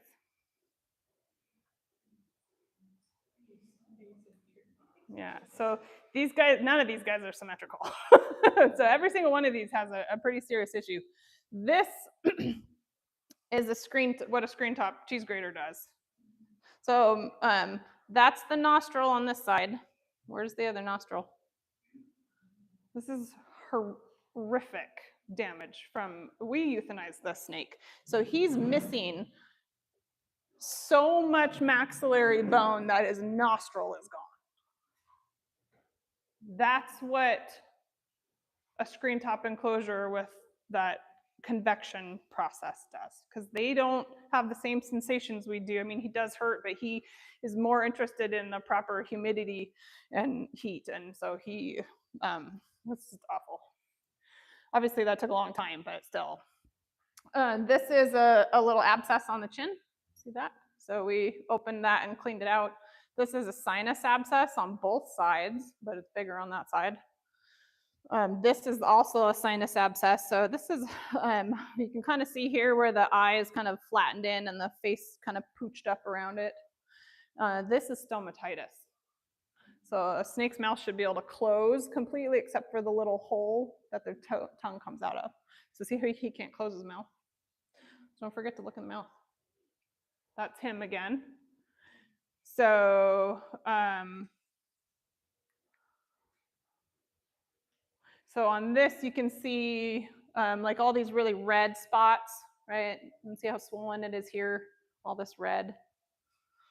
All this red, that's what stomatitis looks like. Again, you gotta look in the mouth. There's that's a normal mouth. Does that help? Do they get it like cats where it's just genetic and it's just, Usually it's infection. Yeah.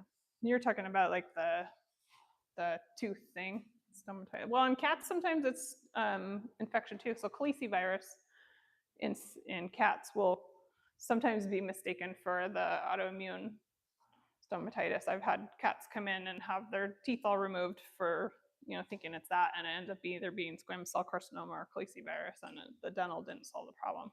So always rule out infection first, even if it's cat. The snake? Yeah. Usually that's from having dirty water. Yeah, so, or nidovirus is an example that does stomatitis like this. So there are viruses that can do it, and those are certain species will be carriers that are asymptomatic, and if you bring it into your collection, the more sensitive species will then get it.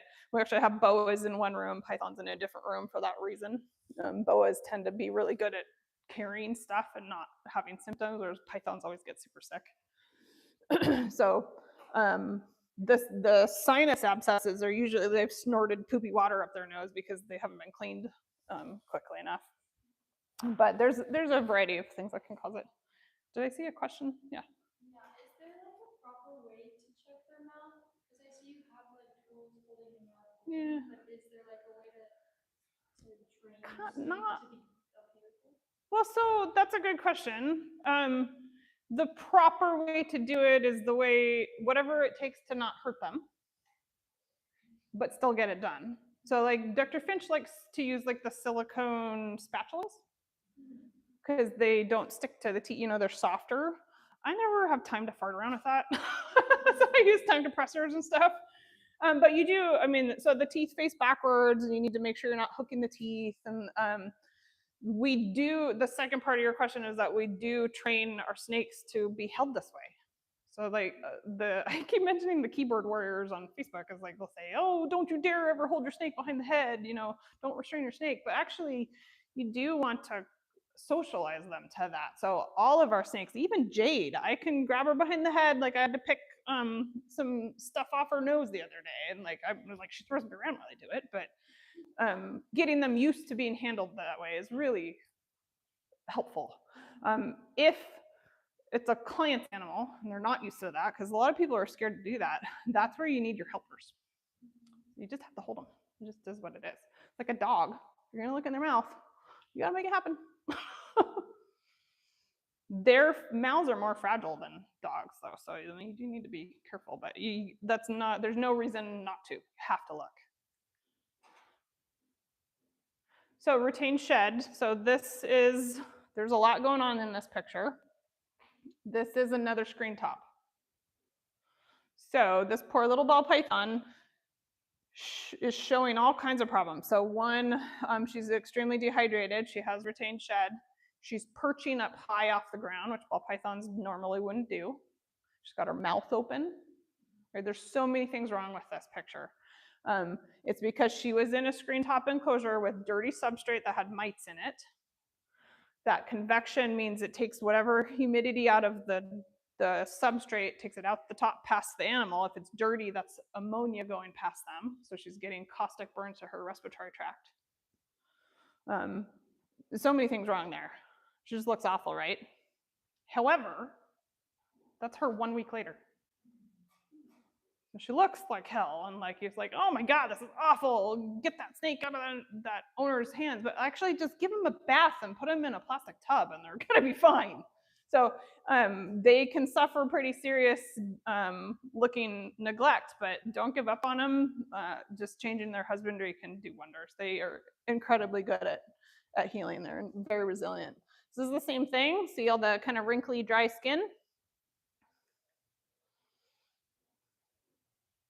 See the difference? That's the same day. Just give them a bath. Just add water. So again, remember we're saying they have to have a tub to soak in because they need to be able to get that skin off. They need to be able to be hydrated. And like literally we put her in a little tub of water, and an hour later pulled the old shed off, and she looks amazing. Still a little dehydrated and skinny, but. So this is giving a bath. That's that one with stomatitis. So that's Cedar. He actually probably was a nidovirus case, and we euthanized him. He was really sick. But this shows how to give him a bath. So this is just a plastic tub with a towel. This is a thermostat or a thermometer, so I can tell what temperature the water is. The water is 92 degrees. We do the towel because they will be scared and not want to put their head underwater. Or if you spook them really bad, then they'll put their head under too much. And so if you give them a wet towel to hide under, then they can just stick their nostrils out and still breathe, and then they'll calm down and they'll sit in there. Most of the time we'll put a lid on it too, so that they have to stay in there. This is not retained shed. This is inclusion body disease, so IBD. And so the difference here is sort of looking at, you can kind of see like a kind of a deeper, you can tell it's kind of like a deeper, thicker abnormality to the skin.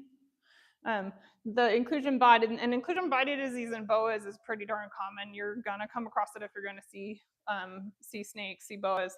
They have kind of a grainy feel to their skin. So those other ones are just really surface. You can tell it's a papery shed that's stuck, versus this one is kind of a deeper. These are gonna play.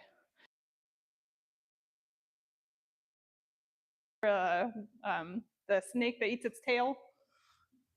It's real. Well, it's not just a myth. So, well, maybe those aren't going to play. King snakes are called king snakes because they eat other snakes. So sometimes a king snake will be really, really hungry and really excited, and he'll see a tail in this enclosure, and he's going to eat it, and it's his own tail. That happens more than they would probably like to admit. Usually that means they're too warm. This is one of Dr. Finch's snakes. He did that. How did we get him to let go? Hand sanitizer. He spit himself out, walked away, and 2 minutes later he did it again. Like, God, what are you doing? So then we put him in some lukewarm water, cool him down, turn the heat down. Like, holy moly, calm down, dude. That one is showing the abnormal perching again, so not just the physical, but remember we said an exotics exam starts with observing the behavior and not hands-on. This is pushing a retic, so the lips are swollen because they'll push on their door. That's a tough one to break. Lumps and bumps, so remember symmetry. So these are a couple of different ones. So this is toad or yellow anaconda. These are just little inspissated abscesses that we removed. Okay. These are actually bone that you can feel sticking out. And then this is spine on a king snake. Okay, so these are flip-flops. So that's the anaconda, that's what we removed. When you open these up, there's caseous, material in there. This is the snake that was up in the corner. So you can see this is the spine. So he had a congenital abnormality that made his spine grow abnormally, kind of like French bulldogs. Anybody know what I'm talking about?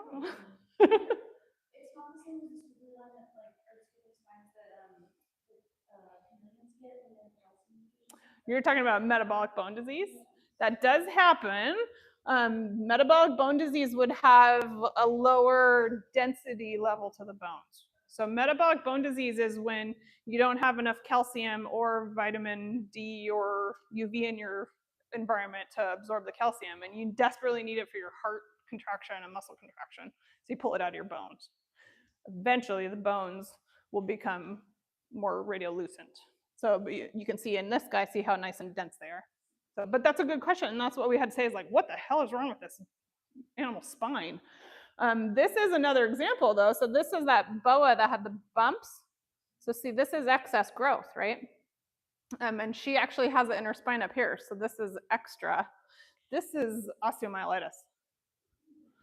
So these poor snakes will get an infection, like say in their mouth or somewhere. We think we've cleared it, but they've actually had blood, what do you call it, septic spread to other parts of the body, and then it ends up planting itself in the bone somewhere. Mycoplasma does this, other infections can do it. We actually just had a pretty amazing, terrible case that you can find on Facebook of snake's mouth that all the bones dissolved from the face. You should totally go look up that case because it's a pretty good one. But metabolic bone disease is on the differential list for that. But what do snakes do differently with their diet that should mean you don't ever have that? They eat whole prey.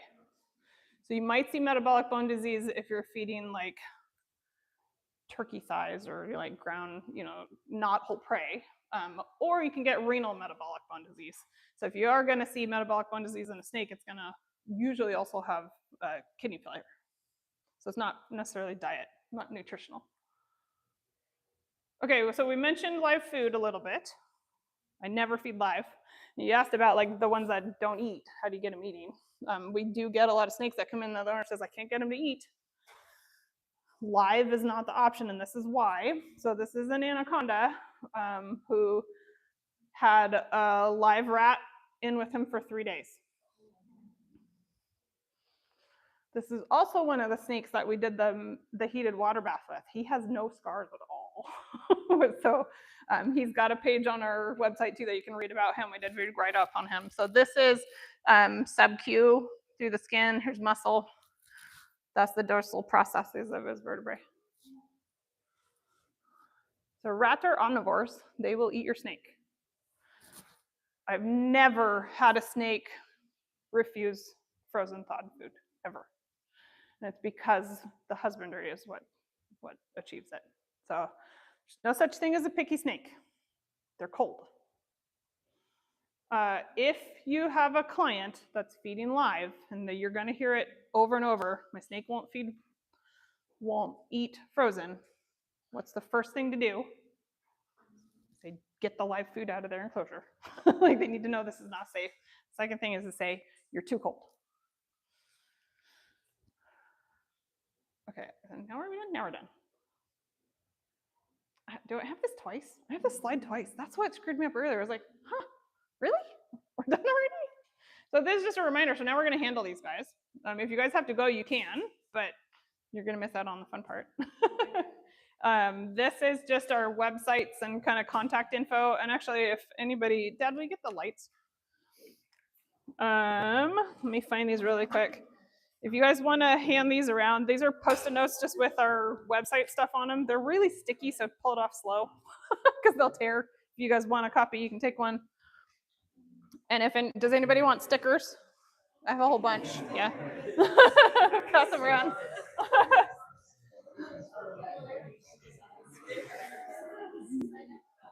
Okay, so we're gonna close all this down and move everything over, and then we're gonna go through the boas first, and then the mid-size, and then we're gonna get the big guys out last. So if anybody wants to go take a bathroom break while we do that, feel free. The rest of this is just going to be super fun. We're going to be in each other's way. I do have an injured shoulder. I tore my rotator cuff a week ago. So I'm going to try really hard not to use my left arm. Which means, is anybody really comfortable with big snakes? Like a retic guy, I'm going to make you help? No? So we are going to be having you guys pick these guys up. We're going to move them around. A lot of times will like run in front of you and push you out of the way and like steer them and stuff. So try not to be offended. And if I'm lifting with my left arm, yell at me. So.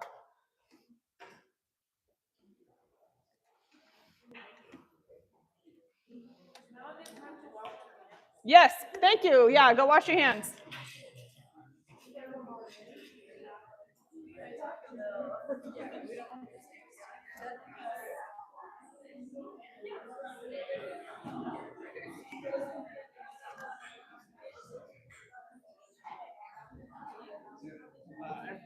Couple questions before I head out.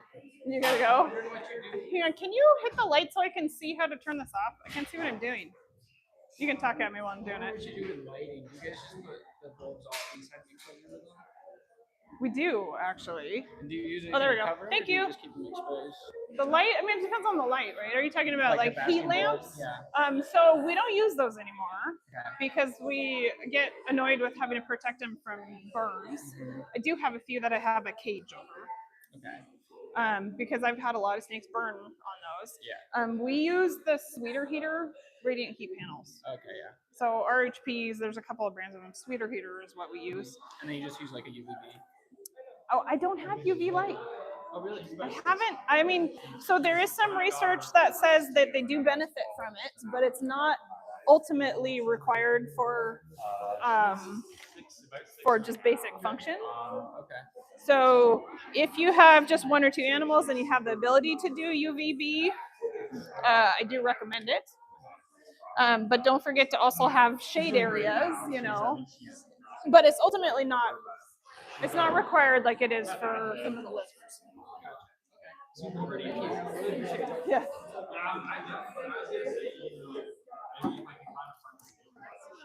Yeah. Here, you want to grab the cord and help me move this? It's stuck on. There we go.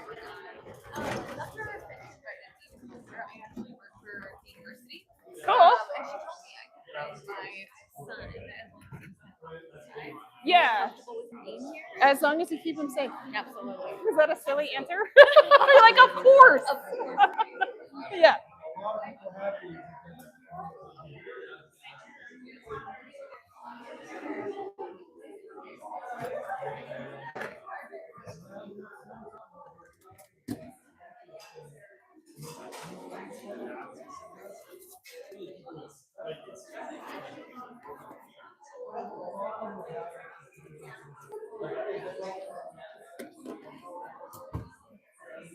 Can somebody move this mat for me? We just like out of the way somewhere. I'll trip on it, I'm sure. Do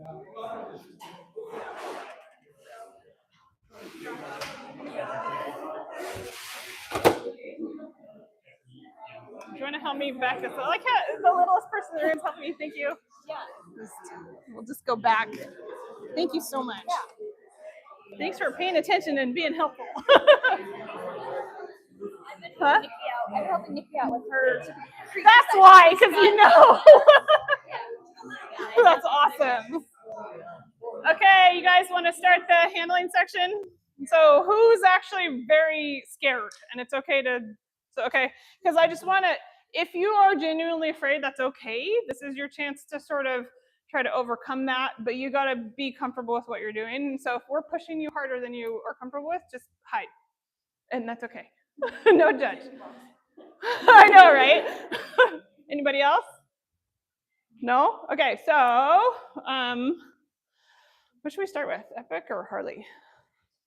So we're gonna do the two on the top are boas.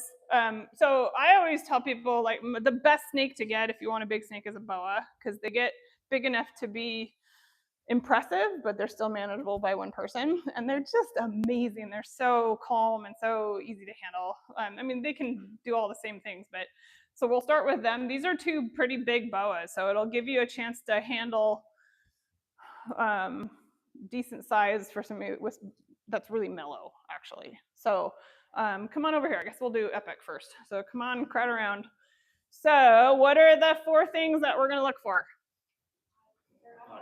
Eye contact, posture. What 2 parts of posture? S and elevated. What else? Yep, towards away and tongue flicking, right? Okay, so tell me what you think of epic. This is So she's looking at us. Is she awake? What makes you think she's awake? Okay. So, and they're not always awake, and it's hard to tell, right? Because they don't have eyelids. So the tongue flick can tell you that. And so is she, there you go, yeah, she's moving. And so what do you think we're gonna do first? Yeah, so we actually will just kind of be like, hey, we're coming, and we know she's moving, so she knows that we're here. Oh, I should probably unlock it, huh? Oh, is somebody hungry? Who was it? Oh yeah, she's always like that. But great way to learn, right? We're gonna show you how to turn that off. So we're gonna get her out. I promise you guys are safe, don't worry.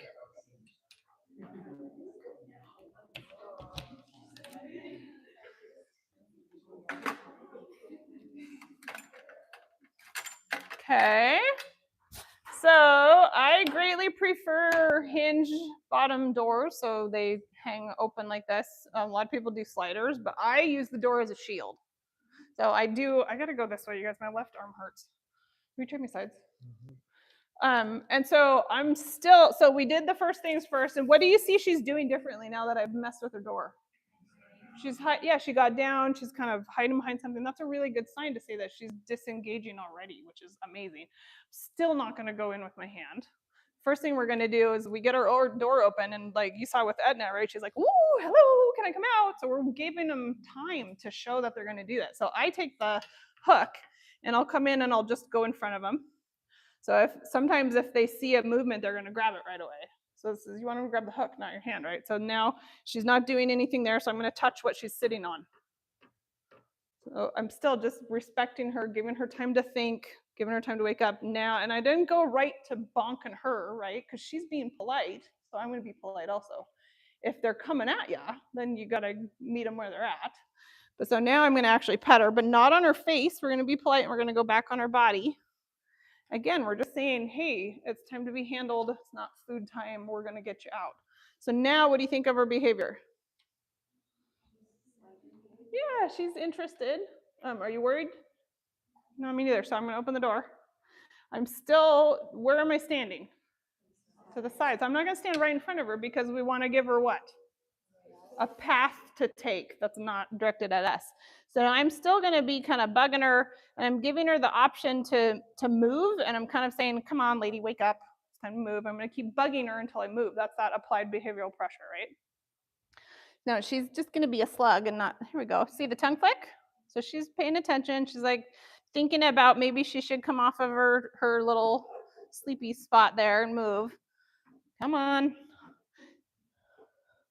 So sometimes if you push them somewhere else, I'm still not going straight to her head. Wake up, you. Wake up, come on. And I'm just trying to get her to look away. See, now she's backing up. You see that? That tells you she's already going away. So then I will still keep the hook in front. Now I'm going to pet her. Oh, big breath. She's still not looking at me, right? Does that make sense? So all it is those behaviors and waiting for him to look away. And now, America, do you want to come pull her out?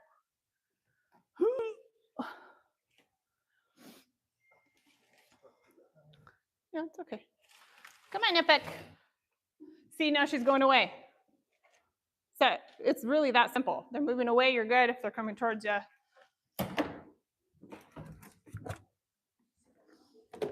There you go. Okay. So we don't want to scare them and hold them gingerly so they think we're going to drop them. So show them the shoulder. So literally we'll just throw them over a shoulder. And you can let go and they can just ride on your shoulder. Now this is like the best snake we have. Like she was here 1 year for a fire drill, and so we got sick of putting her back. We had 4 fire drills during class. We took her outside with us, and we're like, oh, okay, just come with us. So who wants to take her? Somebody, yep, come get her. So remember, don't touch their head. It's rude. Don't drop them. And no snake scarves, right? And so now wrap her tail around your waist. Now you can just walk around with her. We're going to get Harley out next. Are you comfortable? Yeah, I'll go. Anybody want to help? Yeah. if you're gonna post a picture of the snakes, stay with us kind of. Stay up here kind of. I just ask that you paint them in a positive light. You know, we don't want to post something that's scary. We don't ever post bite videos or feeding videos. So let go of her head. Just ignore her head. Completely ignore. So notice when you're holding her neck and her head, she's like, oh God, you're scaring me. You let go, and then she's like, oh, no big deal.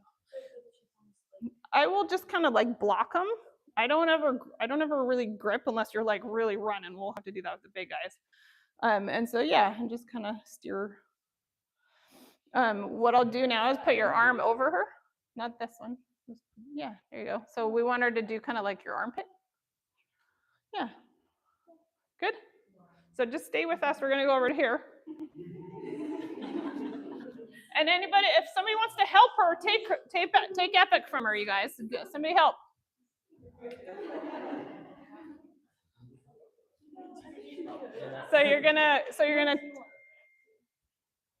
We're gonna make all of you guys hold them.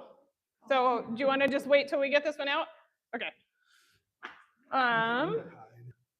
Okay, so what do you think about what Harley's doing? You tell us if you need help, okay?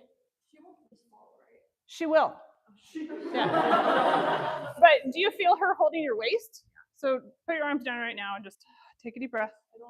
It's okay. Let go slowly. Let's see what she does. Let go. Let go. Let go. Let go. Let go. I don't want to drop her. Jump. Jump. I don't want to hurt her. She knows what she's doing.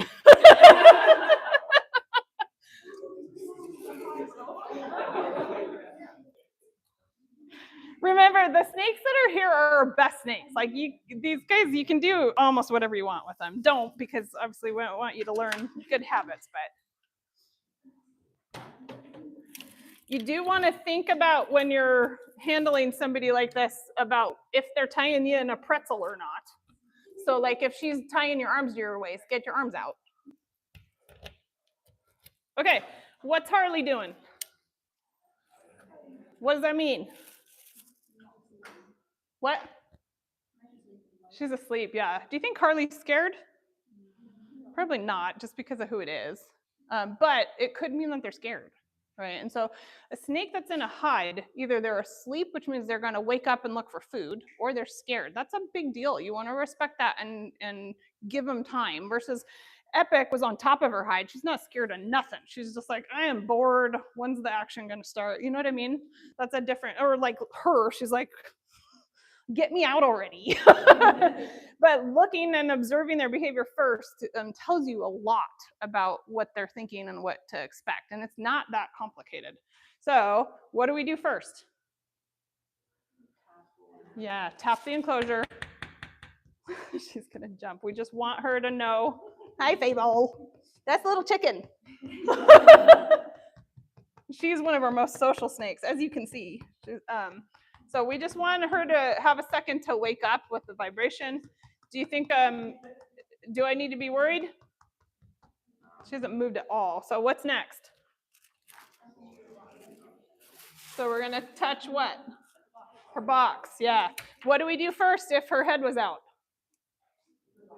We want her to see movement first, okay? She's not, I don't even know where her head is. So let's see if we can tell where her head is. Remember, your hook is a tool. I don't see her head. So now we're going to tap her box.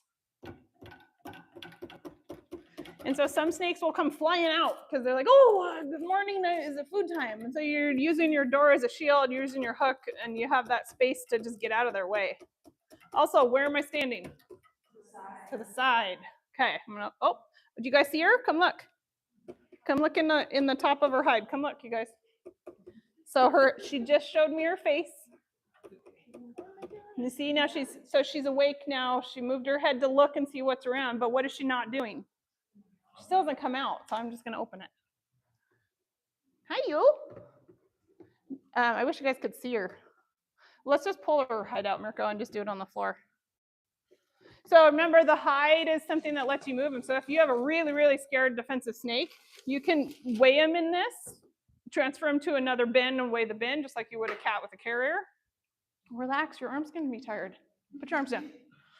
Take a deep breath. I feel like it's colder. She's holding you. You're gonna be tight. Your shoulder's gonna be sore. Okay, so you did that way fast, Mirko. You're supposed to learn how to do this. Sorry, I was distracting you guys. Epic's so cute though. Hi, kid. Okay, so we showed in that video what we're gonna do first. So we wanna, when I open a hide or a tub or something, I use, just like the door, use the lid as a shield. And so I open it this way. So if they are gonna come flying out, I have this to protect me, and I'm gonna look and see, okay, where's your head? I'm gonna be out of the direction they're going before I take this off. And so again, just like get them out of the enclosure, we're gonna say, okay, what is she gonna do? Give her a second to respond. And you notice Mirko just took the lid off and didn't care. I'm being a little more sarcastic about it, but that tells you that like she's not a big deal. But we're trying to learn good habits, right? Okay, so hovering above them is scary, right? So a lot of these snakes are arboreal. They're going to be up in a tree, so something above them is going to be a predator. And so what is she doing right now? She's looking right at me. So what am I not going to do? Right, we're going to wait. What do you think I should do to get her to look away? She's coming towards me more. We're just going to keep bugging her, and if they're going to be really stubborn, we'll push a little closer to their head. So you're like, come on, you. And she's going to turn and look at the hook. She's like, wait a minute. So am I ready yet? You're not yet, right? See how clear this is, though? I mean, it's actually really easy to tell if you really think about it. Come on, you. Move. She can't hear my voice, right? But she is getting the communication from the hook. Make sense? See, now she's starting back up. Do you see that shift? We're not quite ready yet, but she's finally starting to be like, okay, fine. And she's going to move away. So now, am I okay to touch her? Heck yeah. And I'll do this, and I'll kind of be like, hey, how are you? And then kind of still judge her, and then we can go ahead and pick her up. This girl is every bit as good as Epic. Okay, so see how he goes right to his shoulder. So who wants her? This is your chance to hold. I want everybody to hold these boas. We only have 6 snakes, so don't skip any of them. Look at how cute Epic is. Okay, so Mirko, will you stay with her and just kind of help? So we're gonna get everybody to hold these guys. So I'm gonna come up to them to the side like this, right? So you're not coming straight onto the nose, and then I'll just pick them up. So who wants this one? So come on over. So yep, just go ahead and then you're gonna, unwind her and get her up on your shoulder. Plop her on your shoulder. Okay, and then you want to see if they're going to stay on you. These guys usually will, but you should be able to let her just kind of do her thing. So the really big guys, I'll like wrap their tail around me, that kind of a thing.